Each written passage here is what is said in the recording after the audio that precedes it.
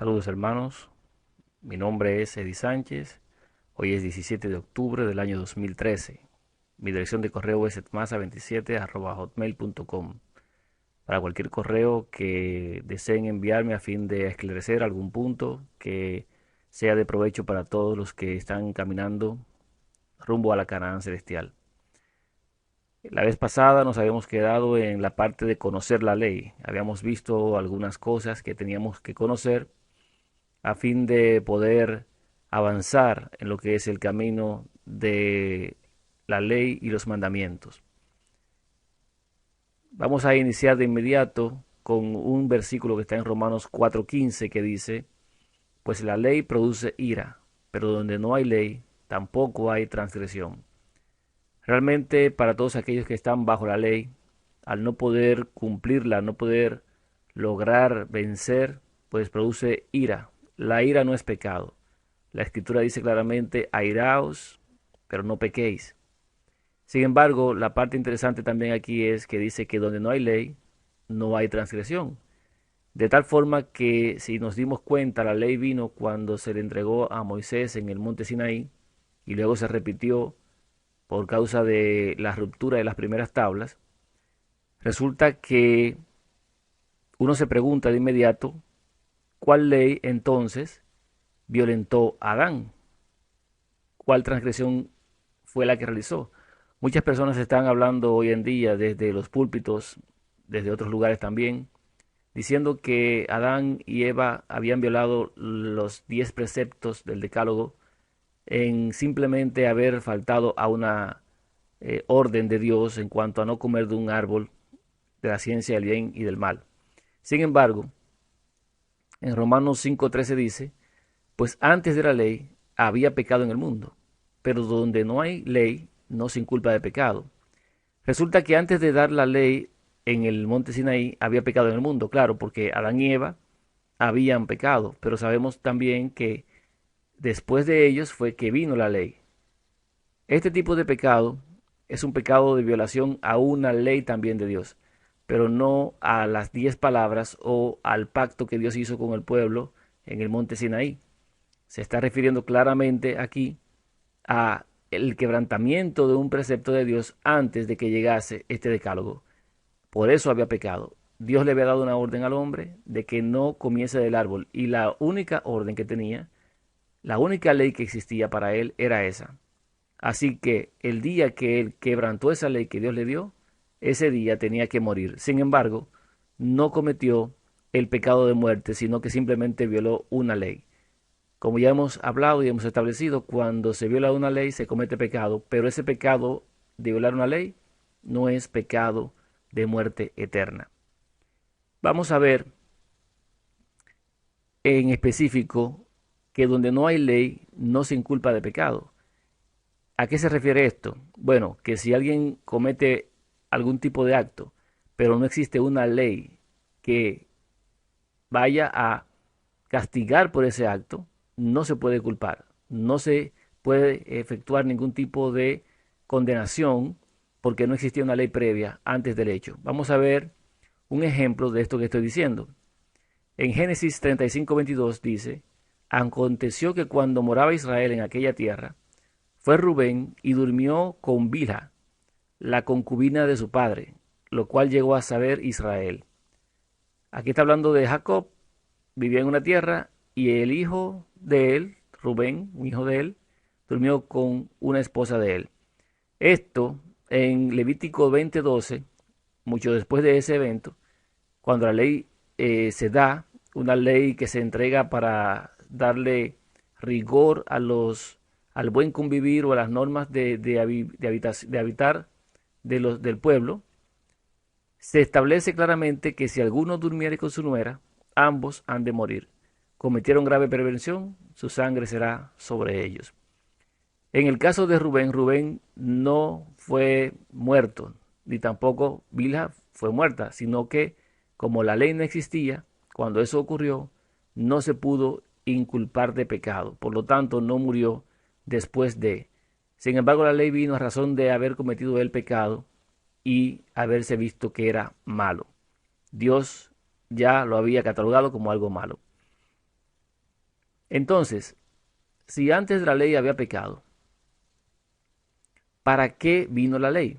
Sabiendo que el pecado que había antes de la ley era todo aquello que a Dios no le agrada, pero que el hombre no sabía.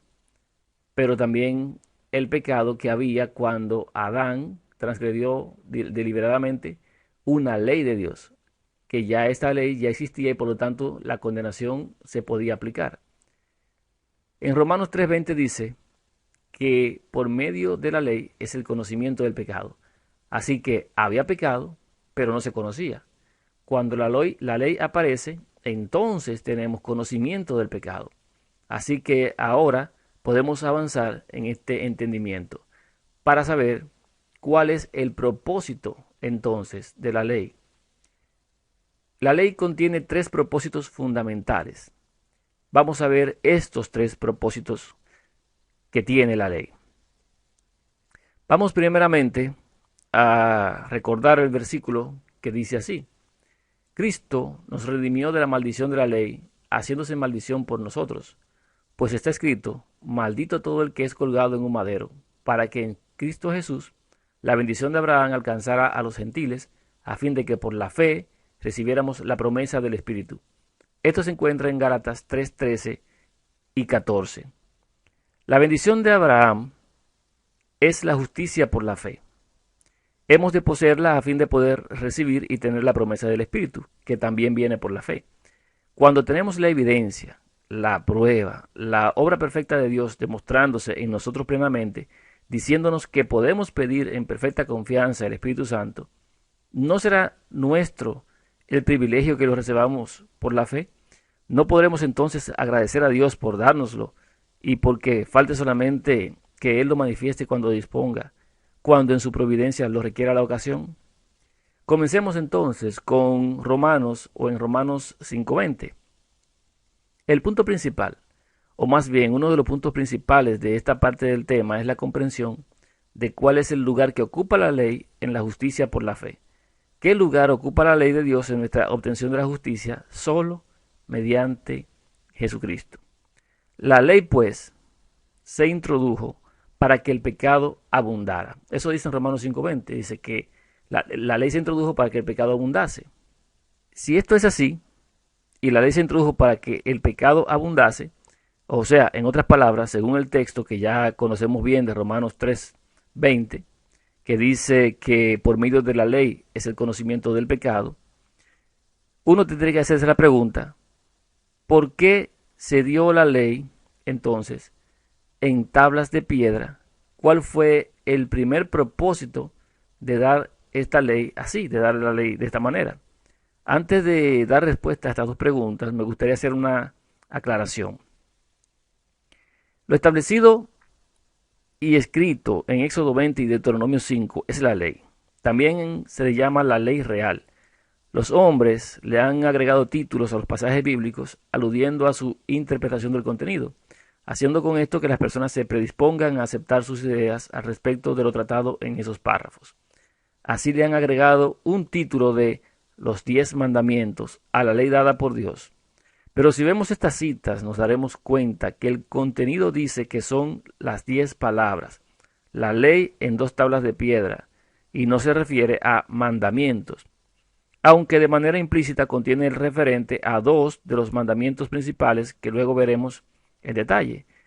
Por lo pronto, también hay que aclarar que existían leyes morales, leyes ceremoniales y otras tantas sobre la convivencia del pueblo. Sin embargo, la ley de la que hablamos aquí es el Decálogo.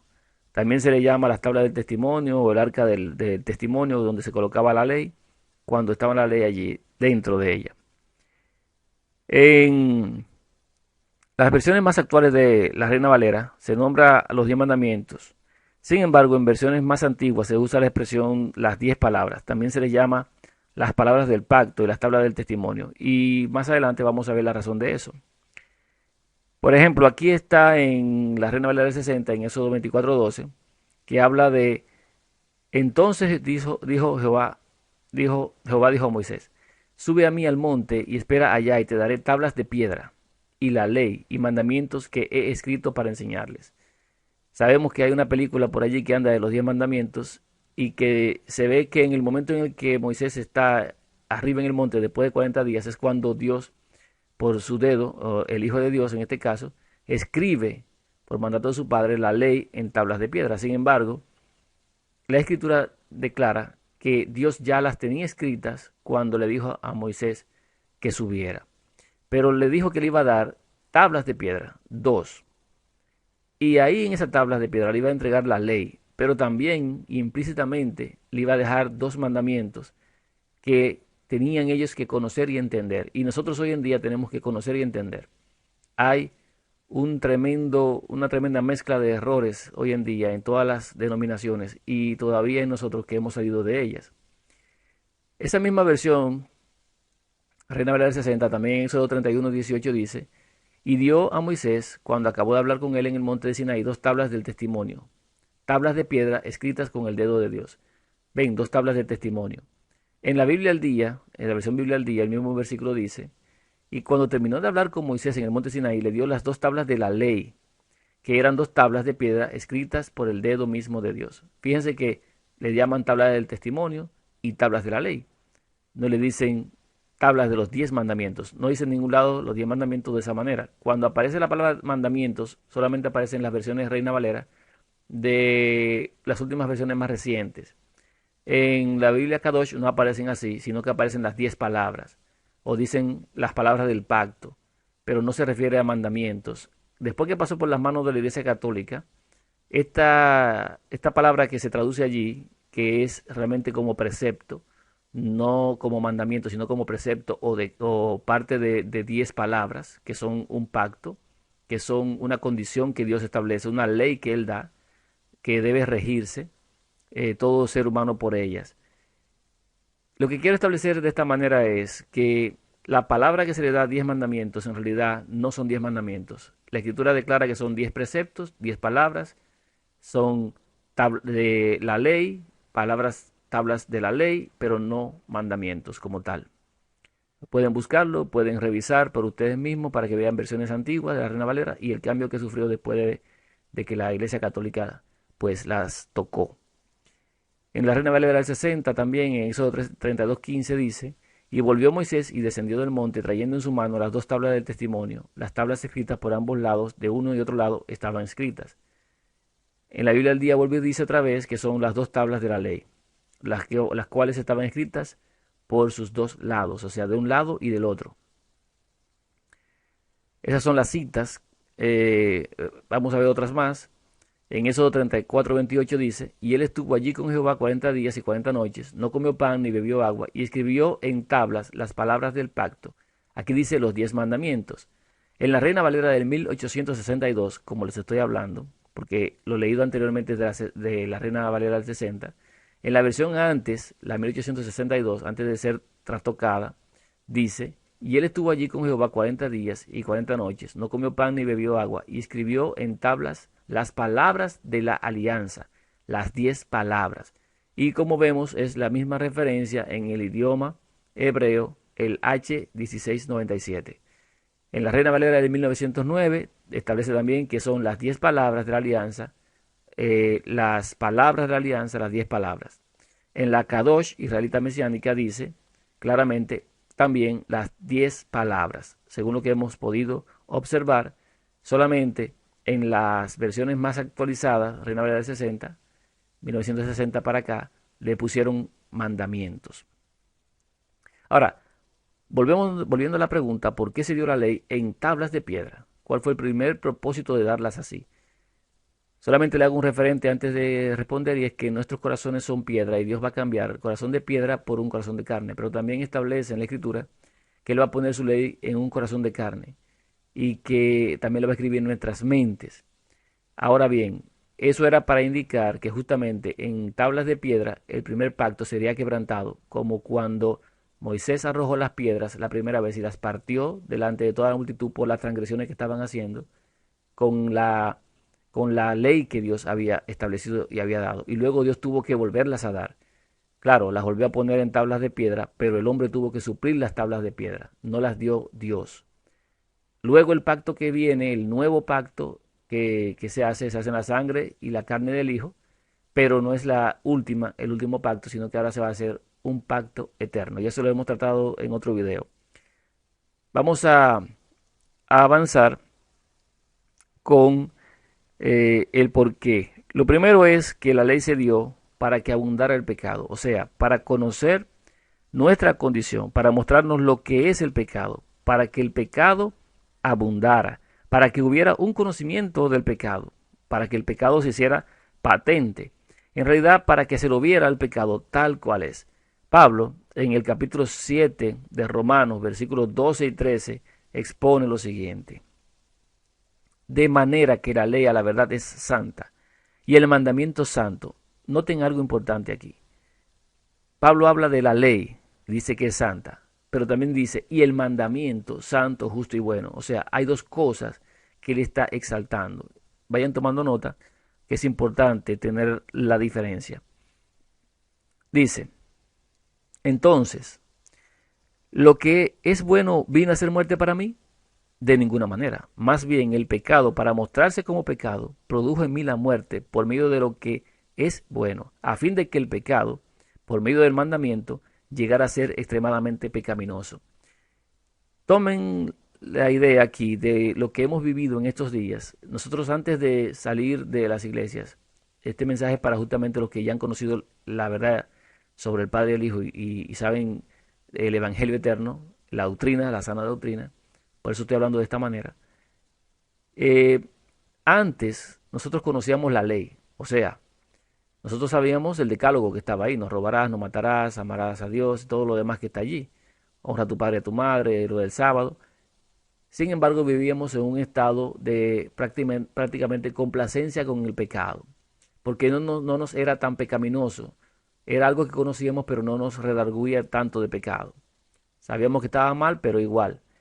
Sin embargo, cuando vino el mandamiento, nosotros llegamos a considerar verdaderamente el pecado como algo sumamente pecaminoso. Y muchos, digo yo, la gran mayoría, si no la mayoría, lloramos por nuestra condición y vivimos etapas de total abandono a nosotros mismos. Sin embargo, eso fue simplemente por haber llegado el mandamiento. Luego, usted va a entender mejor esto que le estoy diciendo. Así pues, el primer propósito por el que se dio la ley fue el de hacer que el pecado abundara, el de permitir que se lo viera tal como es, extremadamente pecaminoso. Leamos más en Romanos 5. Dice que la ley vino para que se agrandara el pecado, y donde agrandó el pecado, sobreabundó la gracia. Es el versículo 20. Pregunto, ¿vino la ley aisladamente con el único fin de hacer evidente el pecado y nada más que eso? No, hermano. Vino como un medio para conseguir un fin que permite a su vez alcanzar algo que va más allá del conocimiento del pecado. ¿Usted cree que es así? Claro que sí. Al agrandarse el pecado, ¿dónde hemos leído que sobreabunda la gracia? Ahí mismo, hermano, en el mismo lugar. Allí mismo es lo que dice este texto. ¿Dice el texto simplemente que donde el pecado abundó, la gracia también abundó? No, dice que sobreabundó. Habría sido ya, hermanos, una cosa buena que la gracia abundara allí donde el pecado abundó. Pero sabemos que no es esa la forma en que Dios hace las cosas. Las hace absolutamente bien. Él las hace en toda su excelencia y grandeza. Así, donde se agrandó el pecado, sobreabundó la gracia. Por lo tanto, hermanos, cuando el Señor nos da mediante su ley el conocimiento del pecado, entonces, en ese preciso momento, la gracia es aún mucho más abundante que el conocimiento del pecado. ¿O no es así? Claro que sí. Seguimos. Dice en Romanos 3:20, porque por medio de la ley es el conocimiento del pecado. Y hemos visto que cuando la ley proporciona el conocimiento del pecado, en ese mismo momento y lugar, la gracia de Dios es mucho más abundante que el conocimiento del pecado. Ahora bien, cuando la ley proporciona el conocimiento del pecado, ¿quién trae la convicción? Dígame, ¿quién trae la convicción? El Espíritu de Dios, según lo que dice Juan 16:8. Y cuando Él venga, convencerá al mundo de pecado, de justicia y de juicio. Repasemos lo que hasta aquí tenemos, a la luz de lo que hemos leído. ¿Qué vamos a obtener tras lograr el conocimiento del pecado? ¿Qué es lo que vamos a obtener? Una gracia sobreabundante. Por consiguiente, no hay razón, no hay razón alguna por la que nosotros debiéramos de desanimarnos a la vista de nuestros pecados. ¿O no les parece? Jamás debiera suceder así. No importa qué alcance tenga el conocimiento del pecado, cuántos pecados nos sean revelados o traídos a nuestro conocimiento, porque allí mismo y en ese mismo lugar, en el hecho mismo, y en ese punto de nuestra experiencia, la gracia de Dios sobreabunda más que todo nuestro conocimiento de los pecados. Repito, ¿les parece que nos habríamos de desanimar ante una cosa así? ¿No les parece que el Señor espera y desea que tengamos buen ánimo? Tengamos entonces, hermanos, buen ánimo. Esta cita que está aquí, Juan 16, 7 al 8, dice, y nos enseña la misma lección. Dice ahí, pero yo os digo la verdad. Nos dice la verdad. Miren que dice ahí, la verdad. Dice, el Señor nos prometió, conoceréis la verdad y la verdad os hará libres. Eso está en Juan 8:32. No les voy a poner la cita porque ya todos sabemos dónde está. No les dice ahí, os conviene que yo me vaya, dice aquí, en Juan 16, 7 y 8, dice, os conviene que yo me vaya, porque si no me voy, el Consolador no vendrá a vosotros. ¿De quién está hablando ahí? Del Consolador. Ese es su nombre, Consolador. Bueno, en este caso sí, Él es el Consolador. Él dice, pero si me voy, os lo enviaré. ¿Os enviaré a quién? ¿Sabe a quién va a enviar? Al Consolador. Y dice ahí que cuando venga, convencerá al pecado, de convencer al mundo de pecado. Ahora pregunto, ¿es el Consolador cuando convence de pecado? Claro que sí, porque al mismo tiempo que es Consolador, también convence de pecado. O sea, ¿es todavía el Consolador cuando hace eso? ¿Es lo que estoy diciendo? Claro que sí. Póngame atención. No se trata del reprochador cuando convence de pecado y del consolador en las otras ocasiones. No es así. Se trata del consolador que reprocha. Gracias a Dios por ello, hermano. Gracias a Dios el consolador reprocha, convence de pecado. Así pues, ¿qué vamos a obtener cuando nuestro pecado es objeto del reproche? ¿Saben qué vamos a tener? Cuando nos reprocha, y si eres el consolador, cuando nos reprocha también nos va a consolar. Eso es lo que vamos a recibir, consuelo. Ahora, ¿qué clase de consuelo? Es el consuelo del Señor. El Señor nos consuela en el preciso momento en que lo necesitamos. ¿Por qué entonces nos habríamos de desanimar ante el conocimiento de nuestro pecado? No se trata de lo mismo que hemos visto en el capítulo 5 de Romanos, que cuando el pecado abunda, sobreabunda la gracia. Nos reprocha, pero nos consuela. Comprenden que en el momento y lugar en el que el pecado abunda, la gracia sobreabunda, y que en el momento en que el Espíritu Santo está trayendo convicción de pecado, es el mismo consolador quien lo hace. Tanto convence como consuela. Comprenden que aferrarse a eso significa una victoria eterna sobre Satanás. ¿Obtendrá Satanás alguna ventaja sobre aquel que crea a Dios al pie de la letra? Claro que no. Satanás se presenta diciendo a cada uno de nosotros, mira qué pecador eres. Gracias al Señor, porque donde se agrandó el pecado, sobreabundó la gracia. Alguno dirá, tengo una convicción tan profunda de pecado. Siento como si nunca antes en mi vida hubiera tenido una convicción tan intensa. Bien, pues cabe dar gracias al Señor, ya que eso significa que nunca antes en nuestra vida habíamos tenido tanto consuelo. ¿Lo comprenden? Debiéramos alabar al Señor continuamente, porque así sea. Pero hay más en Romanos 5:20. ¿Cuál es la finalidad? Hemos visto primeramente que la ley hace que el pecado se engrandezca a fin de que la gracia sobreabunde, de manera que esa gracia nos lleve a Cristo. ¿Qué utilidad tienen estas dos cosas? Para que así como el pecado reinó para muerte, así también la gracia reine por la justicia, para vida eterna mediante Jesucristo nuestro Señor. Eso es lo que está diciendo allí. Sabemos que esto es así, ¿o no es cierto? La ley hace que el pecado abunde, a fin de que la gracia sobreabunde, para que así como el pecado reinó para muerte, la gracia reine. ¿Qué significa aquí así como? Significa tan ciertamente, de igual manera. ¿No quiere acaso eso decir que Dios va a hacer que esa sobreabundancia de gracia reine en nuestras vidas, tan ciertamente como el pecado reina en el mundo? Claro que sí. Pero observen, cuando la gracia reina de esa forma abundante, sobreabundante, ¿cuál es la comparación entre la liberación del pecado actual y la esclavitud precedente? La libertad es ahora mucho más abundante aún de lo que fue la esclavitud, para que así como el pecado reinó para muerte, dice allí, la gracia reine por medio de la justicia para vida eterna mediante nuestro Señor Jesucristo. Veámoslo ahora en su conjunto. La ley se introdujo para que el pecado abundara, a fin de que pudiéramos acceder a la gracia sobreabundante que allí mismo se manifiesta. Y esa gracia abunda por la justicia para vida eterna mediante Jesucristo, Señor nuestro. El segundo propósito que tiene la ley es llevarnos a Cristo. Por lo tanto, ¿con qué finalidad se introdujo la ley?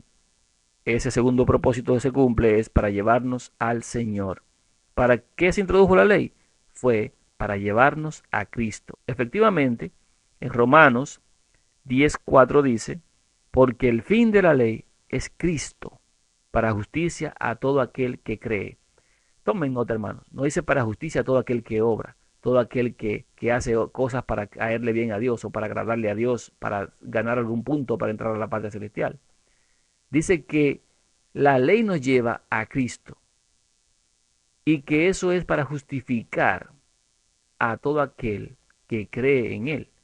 Por eso la Escritura dice, todo aquel que cree en Él no es condenado, pero el que no ha creído ya ha sido condenado. Esto me gustaría preguntar si lo comprenden. Bueno, espero que sí. Por lo tanto, si algún pecador en este mundo utiliza los 10 preceptos del decálogo con otro propósito que no sea llevar a Jesucristo, por ejemplo, justificarse a sí mismo, ¿qué tipo de propósito será ese? ¿Acaso no es un propósito equivocado? Está pervirtiendo el designio de Dios al dar su ley. ¿No les parece? Por supuesto que sí.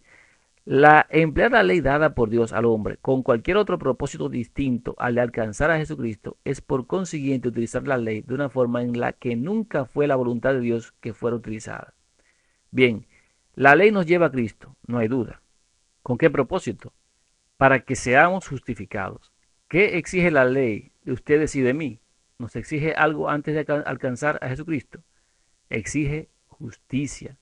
¿Qué clase de justicia? Justicia perfecta es lo que está exigiendo. ¿Justicia de quién? Justicia de Dios. Exclusivamente la justicia de Dios manifestada en su propia vida, en su proceder. Claro que sí. ¿Estará la ley satisfecha con menos que eso de ustedes y de mí? ¿Aceptará algo que sea inferior a eso, aún en el espesor de un cabello? Claro que no. Eso no lo va a aceptar nunca. Si no llegamos por el espesor de un cabello, nos habremos quedado irremediablemente atrás. No lo habremos alcanzado. Vayamos a Timoteo. Allí Pablo nos dirá qué es lo que la ley demanda de nosotros y en nosotros. En 1 Timoteo 1:5 dice, pues el propósito de este mandamiento es el amor. ¿El propósito de qué? El propósito es el amor. Ahora, ¿qué clase de amor? El amor de Dios, nacido de un corazón limpio, de buena conciencia y de fe no fingida. Eso, hermanos, es lo que la ley requiere y quiere encontrar en nosotros. ¿No les parece? Les va a aceptar a ustedes y a mí sin que alcancemos lo que pide, sin que tengamos un amor perfecto brotando de un corazón limpio, de buena conciencia y fe fingida. No, nunca lo va a hacer. Lo que pide se resume en una palabra: perfección. ¿La tenemos, esa perfección? ¿Tiene alguien en el mundo un amor como ese que pueda satisfacer la ley? Por supuesto que no. ¿Posee el hombre por naturaleza una conciencia como esa? No. ¿Tiene esa clase de fe? No. Desde luego que no. Bien, pues la ley demanda eso de cada persona que puebla la tierra, sin excepción. Lo demanda de ustedes y de mí, de los habitantes de África, de todo lugar y de todo ser humano en todo el mundo. No va a aceptar de nadie algo menor que eso. Pero ahora nos referimos principalmente a nosotros. Así que la ley viene a ustedes y a mí y nos dice, quiero amor, Amor perfecto, el amor de Dios. Lo quiero ver en sus vidas en todo momento y quiero verlo manifestado procediendo de un corazón limpio, de buena conciencia y fe no fingida.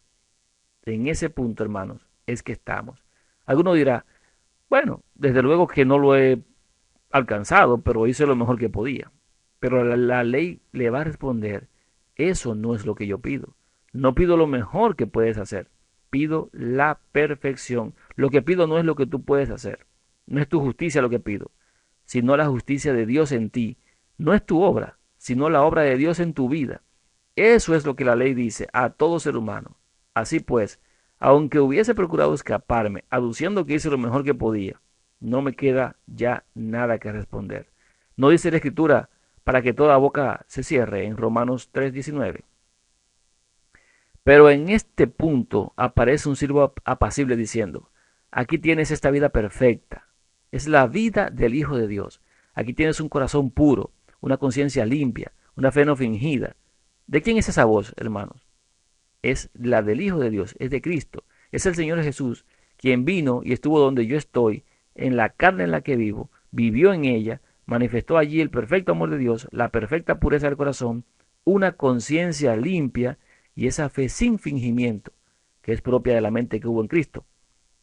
Ya hemos hablado de la mente que tuvo Cristo, ¿verdad que sí? ¿Qué pasó con esto? Cristo viene y me dice sencillamente, ten, tómalo. ¿Les parece que eso va a satisfacer la ley? Por supuesto que sí. La vida manifestada en Jesucristo satisfará plenamente las demandas de la ley. La pureza de corazón que da Jesús satisfará la ley. Lo hará la pureza de corazón que Jesucristo da y también la limpia conciencia que es capaz de crear, así como la fe no fingida que Él da. ¿Satisfará eso, hermanos, lo que la ley demanda? ¿Qué les parece? Claro que sí. La ley quiere ver al Hijo de Dios en mí. ¿No es pues el Evangelio de Cristo precisamente el objeto de la ley de Dios? ¿No es Cristo en vosotros la esperanza de gloria, según lo que aparece en Colosenses 1:27? Claro que sí. Ahora bien, en Romanos 5, 1 y 5 dice, justificados por la fe tenemos paz para con Dios por medio de Jesucristo nuestro Señor.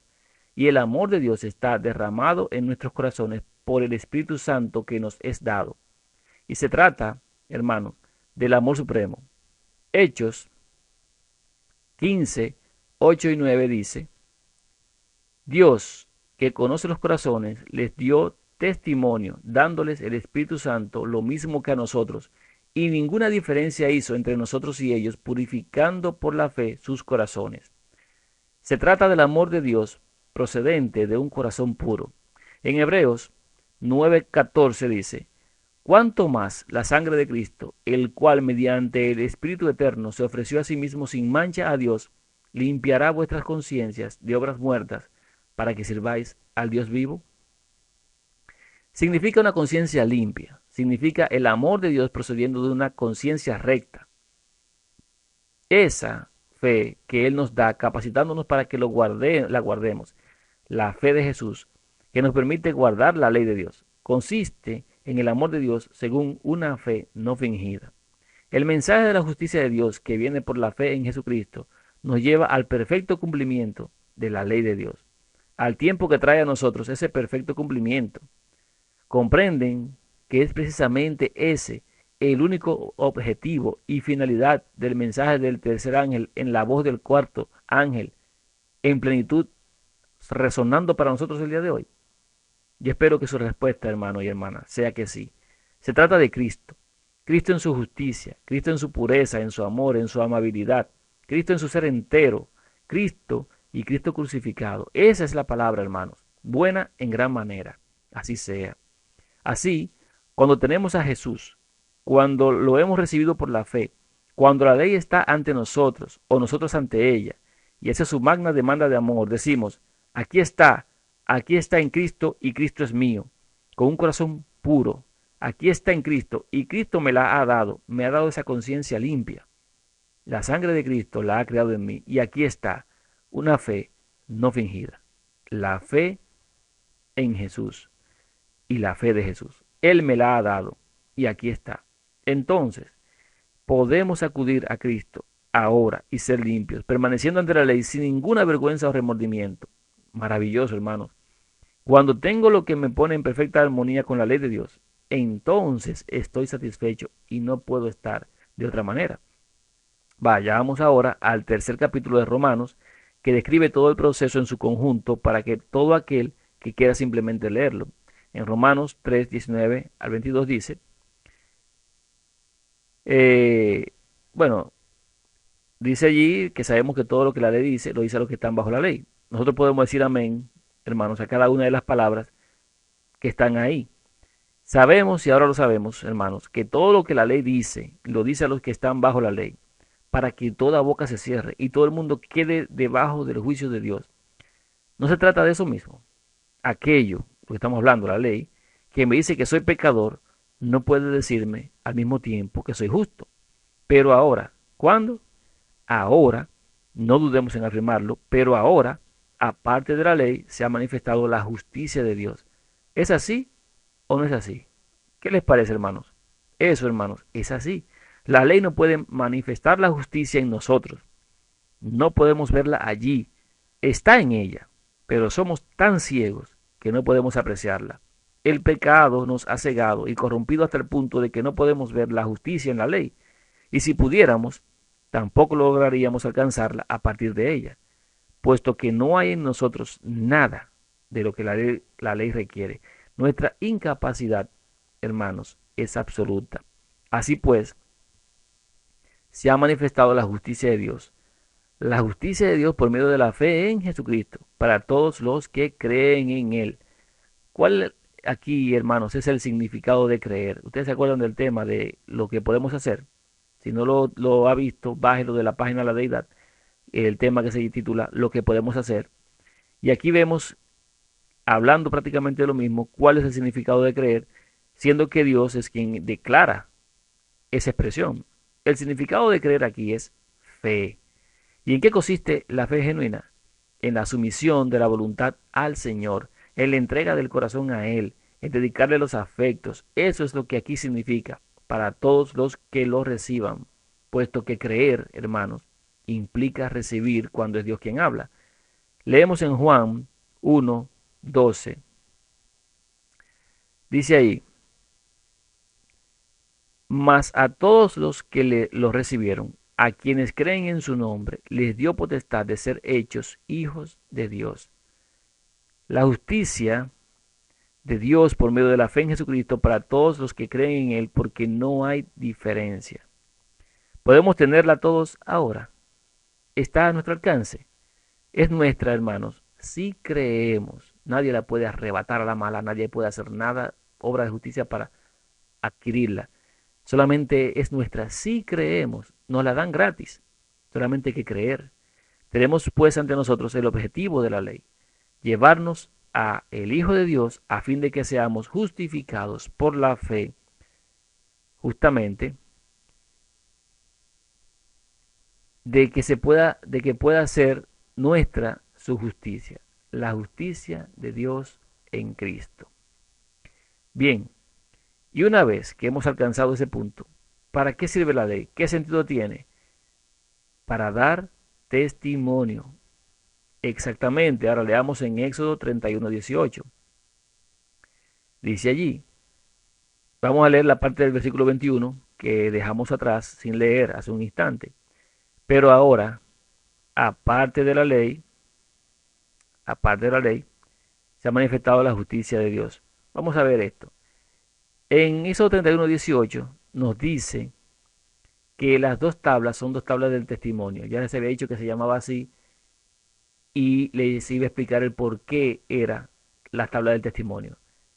Justamente es para dar testimonio. Resulta que una vez que nos ha mostrado nuestra condición, que somos pecadores y el pecado abunda, viene la gracia y sobreabunda porque nos dirige nuestra mirada al Hijo de Dios.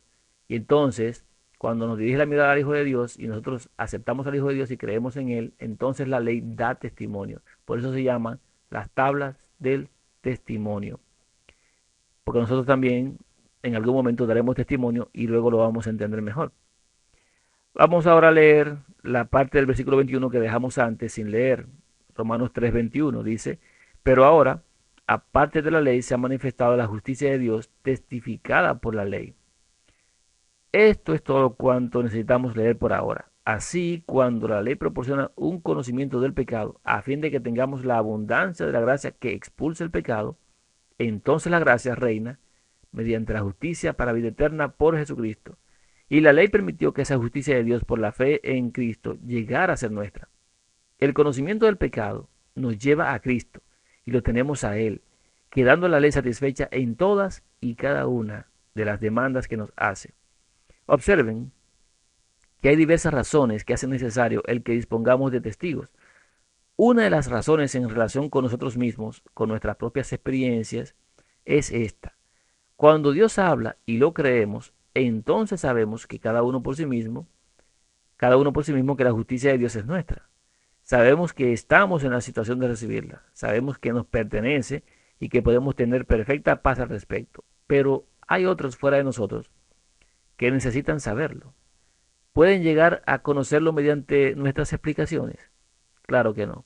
¿Pueden saberlo sobre la base de que lo digo yo y por lo tanto tiene que ser así? ¿Les convencerá eso? ¿Será para ellos una prueba suficiente? Claro que no. Necesitan algo mejor que nuestra palabra. El Señor ha hecho provisión para esa necesidad y nos ha dado testimonio al que ellos pueden apelar, de forma que pueden ir y preguntar a esos testigos siempre que lo deseen comprobar si lo que tenemos es o no genuino. No necesitan venir a preguntarnos a nosotros. Claro que pues, si lo hacen, les podemos explicar lo que el Señor nos ha indicado que digamos, pero si eso no es suficiente, pueden ir y preguntar a esos testigos. Podemos decir a quien nos pregunte, hay ciertos amigos míos que me conocen desde el nacimiento hasta el día de hoy. Me conocen todo el tiempo, mejor incluso de lo que yo mismo me conozco. Así quieres, si tú quieres, o si ustedes quieren, ve y pregúntales a esos testigos. Ellos te lo dirán. Ahora, ¿cuántos testigos son los que estoy diciendo que hay? Pues déjenme decirle, hermanos, que son 10 testigos. Y la pregunta que les haría es si esos 10 testigos son dignos de crédito. ¿Dirán la verdad? Imagínense, hermanos. Son verdad en sí mismos. ¿Cómo no van a decir la verdad? Dice que son la verdad. El Salmo 119, 142 dice, tu justicia es justicia eterna y tu ley la verdad. O sea que esos testigos son fieles porque son la verdad en sí mismos. Es imposible que estos testigos testifiquen otra cosa que no sea la verdad. Cuando afirman que la demanda está satisfecha, queda más que feliz. Eso bastará para cualquiera, hermanos, en el universo entero de Dios.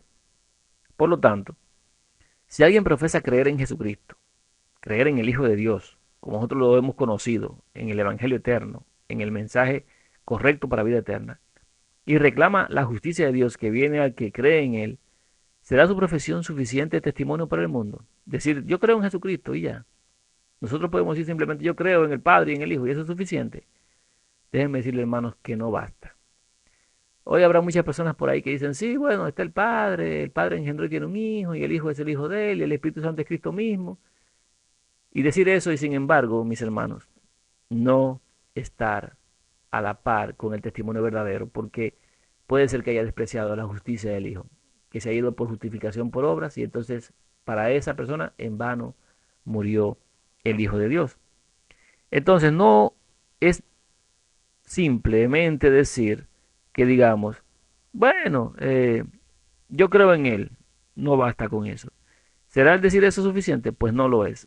No bastan con esas palabras. Algunos dirán, incluso muchos, creemos en el Salvador, tenemos el derecho a su perfecta justicia y santificación. No he pecado desde hace 10 años y la tentación no tiene en mí efecto alguno. Sé que es así. Bien, ¿y cómo lo sabes? Lo siento en el corazón, mi corazón me lo dice, me lo viene diciendo desde hace años. Pero hermanos, eso no es evidencia en absoluto, ya que dice la Escritura, engañoso es el corazón más que todas las cosas y perverso. ¿Quién lo conocerá? Jeremías 17:9. Dice el Señor que el corazón es engañoso más que qué, más que cuántas cosas, más que todas las cosas. ¿Usted está de acuerdo con eso, con esa afirmación que hay en la Escritura? Y espero que sí, porque es la verdad. Ahora la pregunta, o le preguntaría, mejor dicho, más que el propio Satanás. ¿Es de engañoso el corazón? O sea, el corazón es más engañoso que Satanás. Pues déjenme decirle que sí, más que todas las cosas, porque así lo declara el Señor, sea que lo entendamos o que no. Es aún más engañoso que Satanás. Mi corazón me engañará más rápidamente y con mayor frecuencia que el propio Satanás. ¿No cree usted en esto que le estoy diciendo? Bueno, la Escritura está hablando. Entonces, dice en Proverbios 28-26 que el que confía en su propio corazón es necio. Así que cuando alguien afirma que lo siente en su corazón, podemos tomarlo como una evidencia sólida y fiable. O sea, cuando mi corazón me dice que soy bueno, ¿qué es lo que está haciendo ese corazón conmigo? Hermanos, me está engañando. Por eso Salomón dice claramente en Proverbios 28-26 lo que estamos viendo aquí. Que el que confía en su propio corazón es un necio. Es el tipo de necio que se engaña a sí mismo. Así pues, en asuntos de tal trascendencia, no podemos, hermanos, poner nuestra confianza en cosas como esa.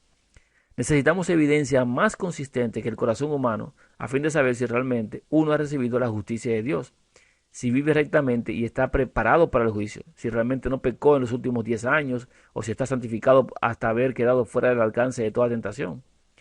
Necesitamos un fundamento más sólido, pues el propio Jesús, el Hijo de Dios, vivió años en esta tierra y déjenme decirle, nunca estuvo libre de tentación mientras estuvo aquí. Ningún cristiano lo está mientras viva aquí. Nadie está libre de tentación. Y déjenme que les exprese que realmente nuestro corazón es muy engañoso. Ahora, ¿a dónde nos dirigimos para saber si estamos en lo correcto? A la palabra de Dios, a las escrituras, a los testigos que Él dejó. Entonces, una vez que hemos encontrado al Hijo de Dios y que Él habita en nosotros, no es la voluntad del Señor que miremos hacia el interior de nosotros mismos para saber si Él está allí realmente.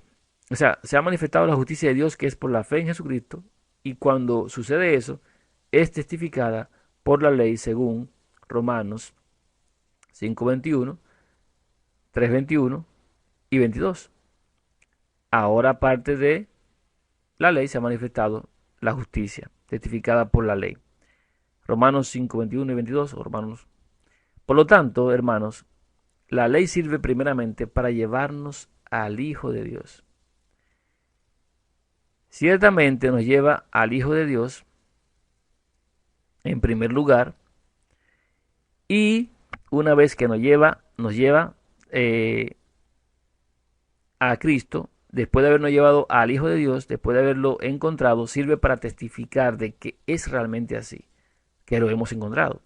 En un principio, proporciona el conocimiento del pecado y después da testimonio, o sea, testifica de la justicia de Dios que viene por la fe. Por lo tanto, cualquiera, hermanos, que use la ley para cualquier otro propósito que no sea uno de esos dos, ¿qué está haciendo con la ley de Dios?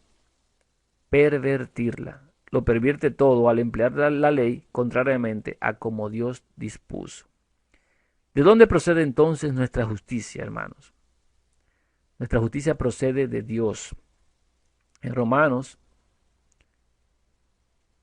8:33 dice, ¿quién acusará a los escogidos de Dios?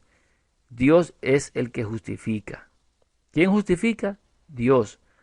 Porque Dios, que mandó que de las tinieblas resplandeciese la luz, es el que resplandeció en nuestros corazones para iluminación del conocimiento de la gloria de Dios en la faz de Jesucristo. Segunda de Corintios 4:6. ¿Dónde encontramos el conocimiento de la gloria de Dios? En la faz de Jesucristo. Así es. Ahora, si leemos a Segunda de Corintios 3:18, dice, nosotros todos mirando, con el rostro descubierto, reflejando en un espejo la gloria del Señor, somos transformados de gloria en gloria a su misma imagen por la acción del Espíritu del Señor. ¿Qué es lo que vemos en el rostro del Hijo de Dios? La gloria del Señor. ¿Cuál es la gloria del Señor?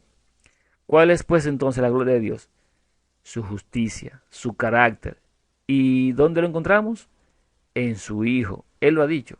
Es a Él a quien miramos. ¿Miramos a la ley para obtener justicia? Claro que no. Incluso después que hemos sido llevados a Cristo, ¿obtenemos la justicia a partir de la ley? No, ¿Dónde buscamos la justicia? En la faz de Jesucristo. Somos transformados por aquello que contemplamos. Allí, todos mirando a rostro descubierto, somos transformados de gloria en gloria, de justicia en justicia, de carácter en carácter, de bondad en bondad, por la acción del Espíritu del Señor. Pueden ver entonces que la justicia de Dios y el Espíritu Santo son una misma cosa. Comprenden que cuando obtenemos la justicia que viene por la fe en el Hijo de Dios, o sea, la bendición de Abraham, el Espíritu Santo, la persona divina del Hijo, no nos puede ser retenido. No se pueden separar los dos, van unidos. Así pues, cuando poseemos eso y sabemos que es así por la fe en su palabra, el Señor afirma que tenemos el derecho a pedirle el Espíritu Santo a su Padre y a recibirlo. Observen lo que dice en Gálatas, realmente en Gálatas 4, 5 y 6. Él vino, es lo que dice ahí, que Él vino para redimir a los que estaban bajo la ley, a fin de que recibiéramos la adopción de hijos. Y por cuanto sois hijos, Dios envió a vuestros corazones el Espíritu de su Hijo. ¿Quién lo envía? Dios lo envía. No quiere retenerlo, lo envía al corazón. En realidad es un regalo, es un don gratuito. Comprenden pues que es imposible separar la justicia de Dios y el Espíritu Santo, pues son el mismo Hijo. Así somos transformados de gloria en gloria en su misma imagen por la acción del Espíritu del Señor. Y cuando la imagen de Dios en Jesucristo queda reproducida en nosotros, ¿qué sucede? Recibimos la impronta, el sello de Dios. Mirar al rostro de Jesucristo y solo allí, habiendo recibido la justicia de Dios que es por la fe en Él, mirar siempre a su rostro glorioso que refleja la gloria de Dios, da por resultado el ser cambiados a su misma imagen, la perfecta imagen de Dios, restaurándola en nosotros por la obra del Espíritu Santo en el alma. Y cuando eso sucede, el mismo Espíritu de Dios está allí para ser impreso como el sello del Dios viviente, la huella eterna de su propia imagen. Así, después que hemos ido al Hijo de Dios, después de haberlo encontrado, no buscamos la justicia en la ley. ¿Dónde la buscamos? En el rostro del Hijo de Dios, en el otro rostro de Jesucristo, efectivamente. Y mientras miramos a su rostro, ¿qué dice la ley? La ley lo aprueba, está satisfecha. Entonces, y solo entonces, la ley está satisfecha. La ley entonces da testimonio y testifica así. Es ahí donde hay que mirar. Eso es lo que quiero que tengan. Estoy satisfecha, totalmente satisfecha. ¿Qué miran los ángeles en el cielo? No miran la ley para saber si están en lo correcto. No, hermanos, ellos miran algo más diferente. Miran siempre el rostro del Padre. Dice en Mateo 18:10, sus ángeles en los cielos ven siempre el rostro de mi Padre que está en los cielos. Ven siempre el rostro de mi Padre que está en los cielos. Así pues, ¿de dónde procede la justicia de los ángeles? De Dios, el Padre. No hay más. Un Dios, ese es el Padre. De Dios, mediante el Hijo de Dios, es que reciben esa transformación. Y nosotros, mediante el Hijo de Dios, llegamos a reflejar su misma imagen. ¿Y qué hace la ley entonces en el trono de Dios? Si no es justificar a nadie, si no es... ¿Qué hace la ley en el trono de Dios como fundamento de su trono? ¿Qué hace allí el ejemplar original de su ley, que está allí? Cuando los ángeles miran el rostro del que está en el trono, ¿qué hace allí la ley que no fue jamás cambiada por el hombre ni puede serlo? Testifica la justicia de Dios que ellos obtuvieron aparte de la ley, porque la ley no le dio justicia a ellos.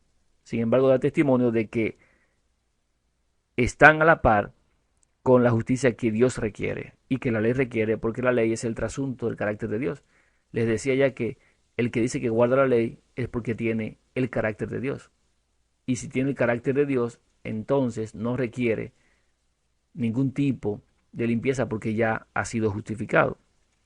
Claro está que nosotros no tenemos ese carácter todavía. Ese fue siempre el concepto verdadero en cuanto a los usos de la ley de Dios. Cuando alguna persona del pueblo había pecado, Cuando había hecho algo en contra de alguno de los preceptos del Señor sobre cosas que no se han de hacer, siendo culpable, tenía que ofrecer un sacrificio con su sangre a fin de hacer expiación y obtenía el perdón. Eso está en Levíticos 4.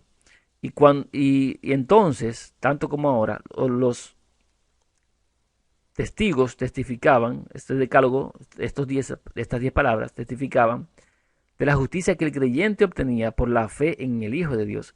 Esa es la razón por la que el santuario se le denominaba tabernáculo del testimonio, según está en Hechos 7:44 y en Números 17:7 y 8.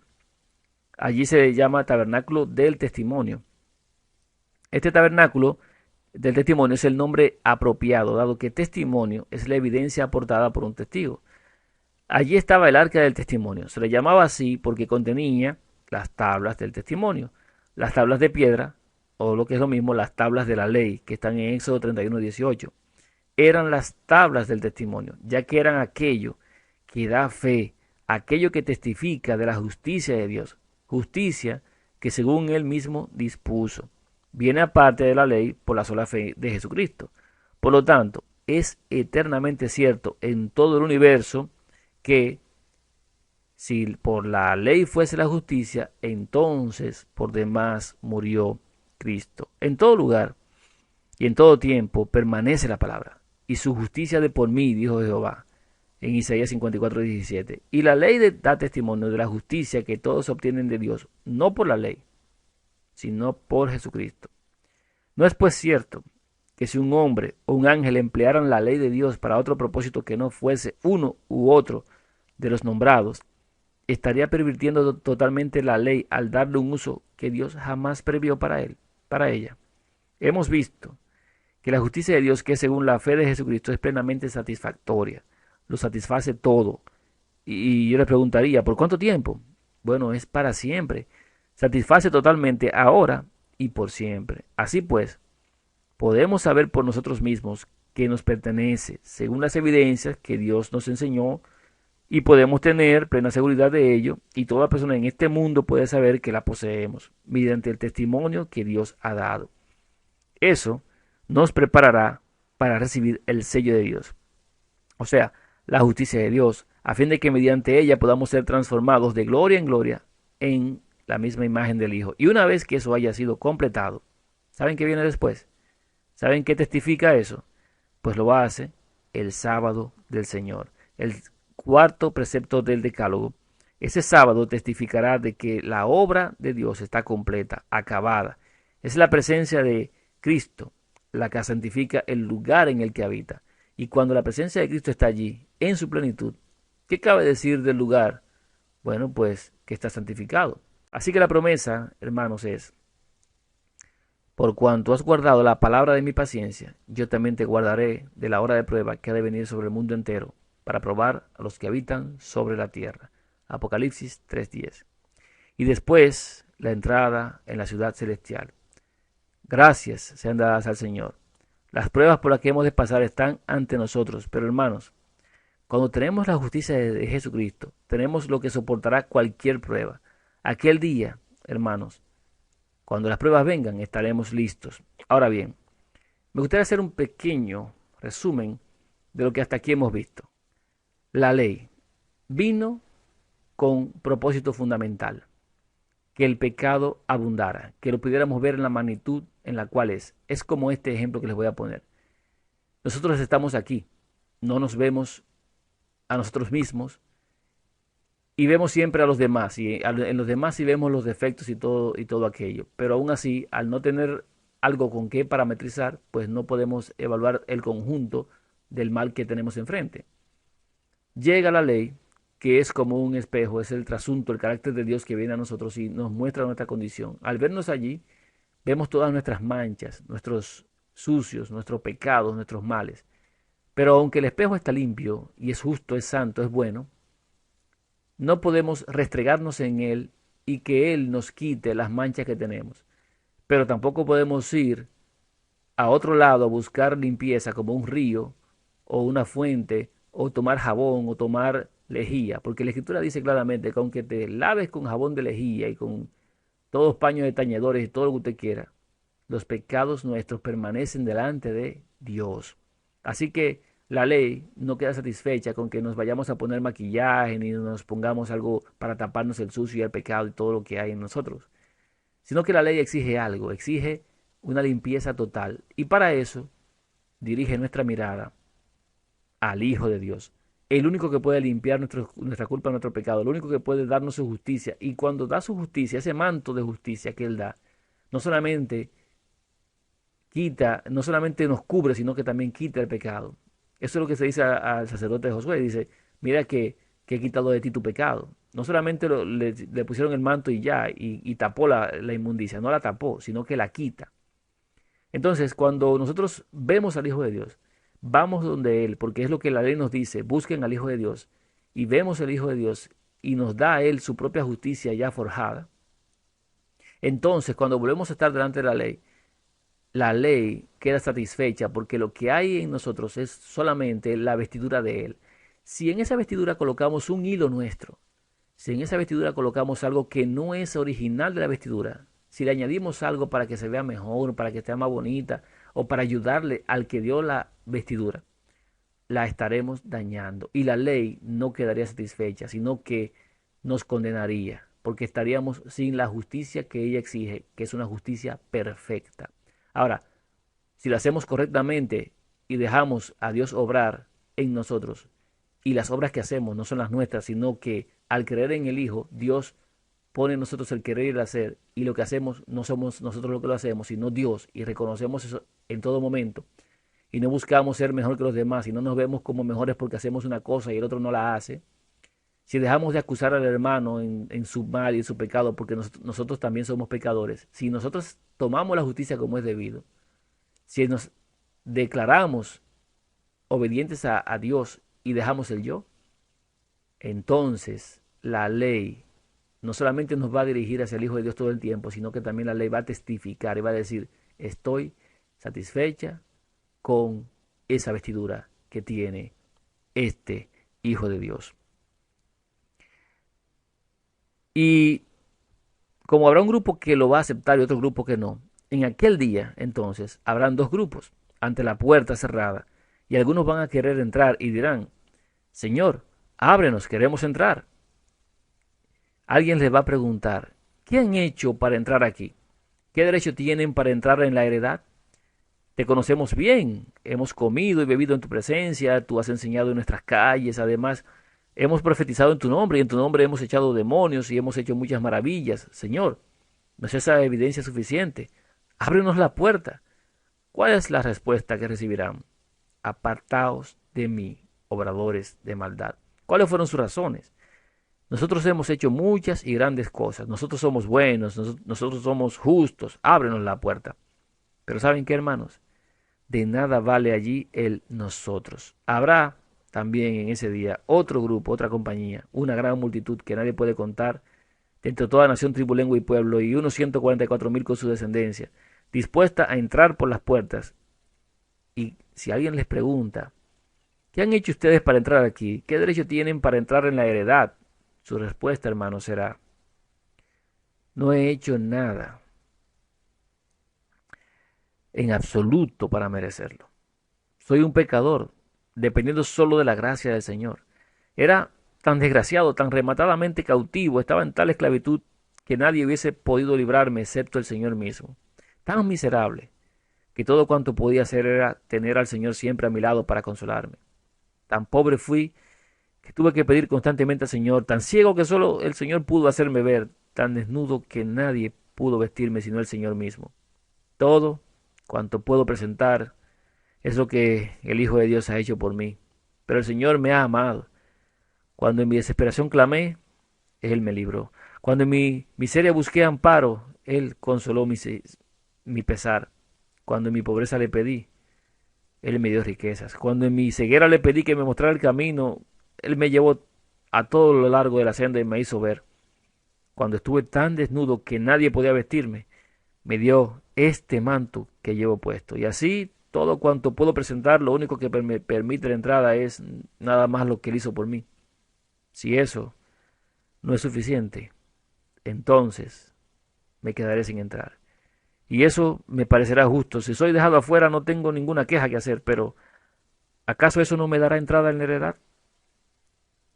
Una voz le dice, hay personas muy particulares aquí que querrían estar satisfechas con cada uno de los que entran. Tenemos a 10 examinadores.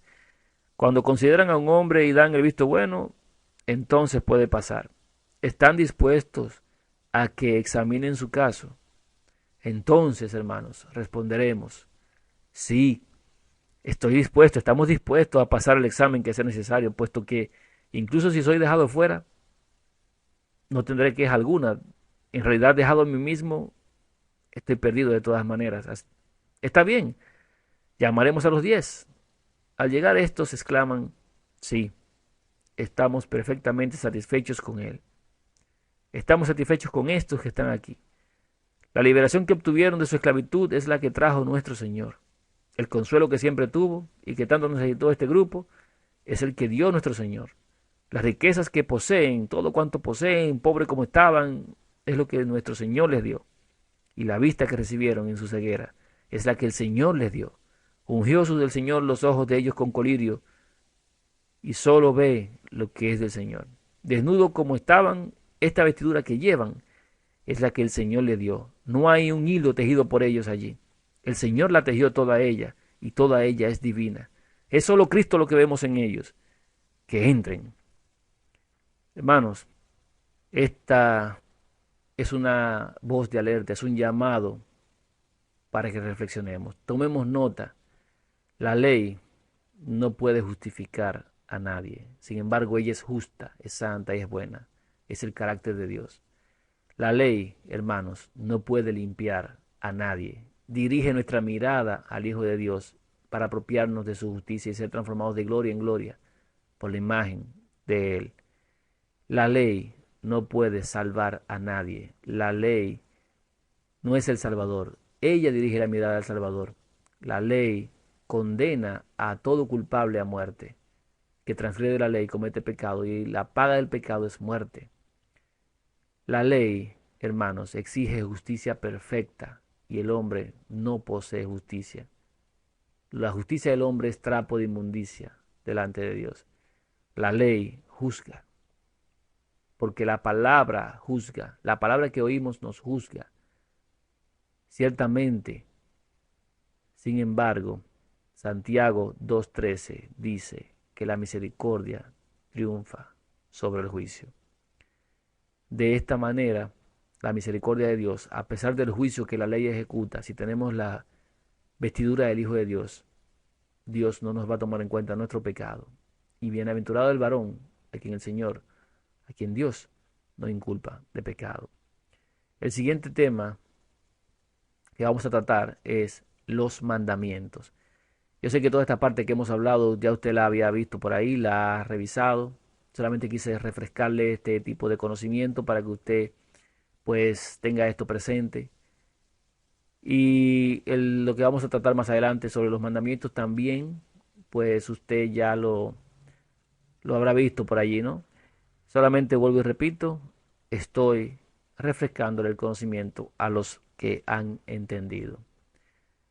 Con esto concluimos esta parte y luego tendremos los mandamientos. Vamos a agradecerle a Dios por el privilegio de poder compartir este mensaje con su pueblo. Oramos. Padre que estás en los cielos, gracias te doy porque has permitido que esto sea una realidad, que podamos compartir como hermanos en estos días el mensaje de vida eterna, que podamos afinar nuestros oídos y que tú nos puedas ungir los ojos con colirio para que veamos nuestros errores, a fin de que podamos recapacitar, que siempre busquemos el rostro de tu Hijo para ser transformados de gloria en gloria. Gracias y permite que podamos continuar con estos estudios y con estos temas a fin de que andemos en el camino que tú has dejado para que lleguemos a tu persona. Y ya sea que sea el día de hoy o mañana, pero que nosotros estemos preparados por ti, a fin de que lleguemos a morar en la parte celestial contigo y con tu Hijo amado. Gracias y gloria sean dadas también a tu Hijo, quien ha sido propiciación por nosotros, por tu voluntad. Esto te lo agradecemos y pedimos como tú has establecido, en el nombre bendito y santo de tu Hijo unigénito, porque a Él miramos y a Él seguimos y escuchamos la voz de nuestro pastor que tú has establecido. En su nombre, así sea.